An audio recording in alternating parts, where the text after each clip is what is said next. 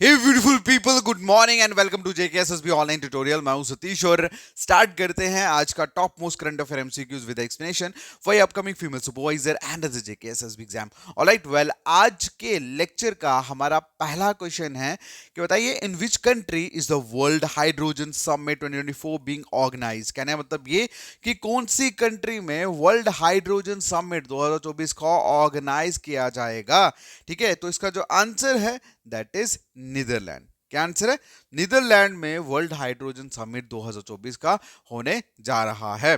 अगला जो क्वेश्चन है पूछा गया है कि बताइए Chabahar port which was in the news recently is located in which country. ठीक है, तो ये बेसिकली जो पोर्ट है सबाहार पोर्ट जो है ये मतलब न्यूज में देखने को मिला। आप क्वेश्चन में ये पूछा है कौन सी कंट्री में ये लोकेटेड है, तो इसका जो आंसर है दैट इज ईरान। किस कंट्री में लोकेटेड है ये? ईरान में। अब ये बेसिकली न्यूज में क्यों था, क्योंकि इंडिया और ईरान जो है वो 10 साल का एक बायलिटरल कॉन्ट्रैक्ट जो है वो साइन कर रहे हैं, जिसमें इनका मेन मकसद यही होगा कि जो ऑपरेशंस हैं इस पर्टिकुलर सवाहार पोर्ट में उसको एनहेंस किया जाए, उसको बढ़ाया जाए। ऑलराइट, चलिए अगला जो क्वेश्चन है पूछा गया है, बताइए which Indian cricketer recently announced his retirement from the international cricket. तो कौन से इंग्लैंड के क्रिकेटर जो है वो रिटायरमेंट ले रहे हैं इंटरनेशनल क्रिकेट से। तो इसका जो आंसर है दैट इज जेम्स एंडरसन। ठीक है, जेम्स एंडरसन फाइनली अनाउंस करिए अपनी रिटायरमेंट इंटरनेशनल क्रिकेट से।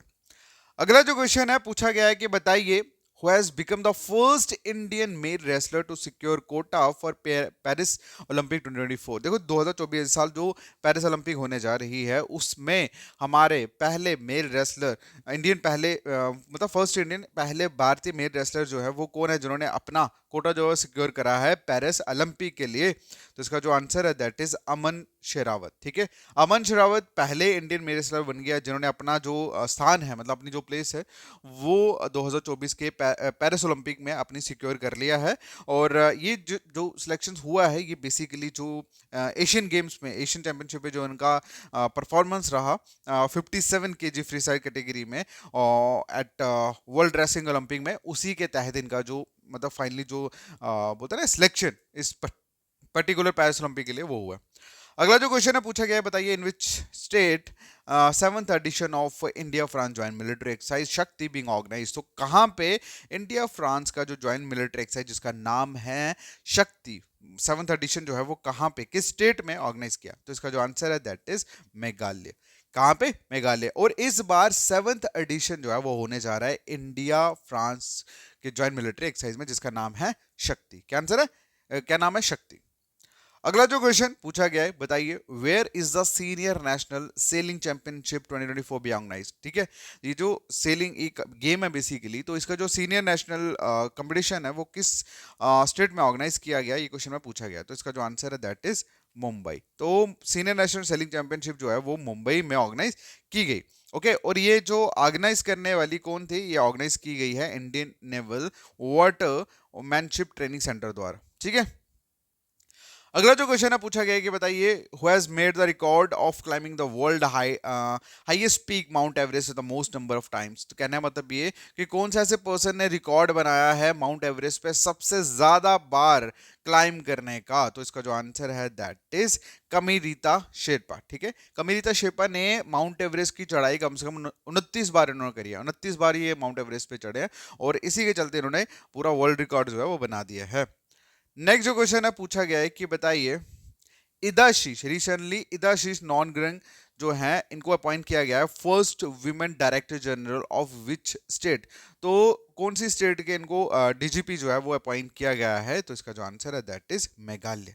ठीक है, तो इदाशीष बेसिकली इन्होंने हिस्ट्री जो है वो क्रिएट करी है as a first female director general of police बन के। कहाँ पे? मेघालय में। ऑलराइट, नेक्स्ट जो क्वेश्चन है पूछा गया है कि पिंच टाइगर रिजर्व जो रिसेंटली न्यूज में देखने को मिला, आप बताइए कौन सी स्टेट में लोकेटेड है।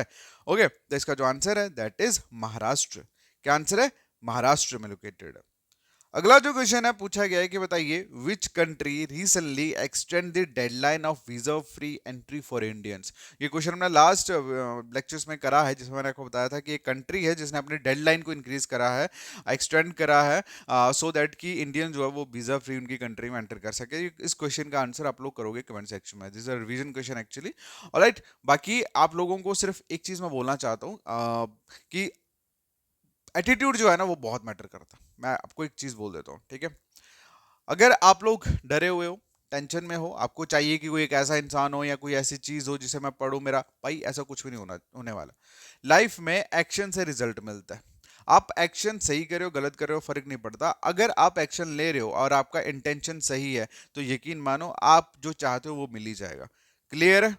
लेकिन प्रॉब्लम पता है क्या आज के दौर की? आज के दौर की प्रॉब्लम ये है कि अगर आप मतलब हर कोई इंसान ये चाहता है कि कुछ ऐसा हो जाए, कुछ ऐसा मिल जाए, कुछ ऐसा पता लग जाए कि ये हो जाए। वैसा ऐसा कुछ भी नहीं होने वाला। ओके, बस आप लोगों से सिर्फ इतना ही बोलूंगा कि थोड़ा हसलर वाला जो एटीट्यूड है ना वो थोड़ा रखिए, क्योंकि जब तक हसल है तब तक ग्रोथ है।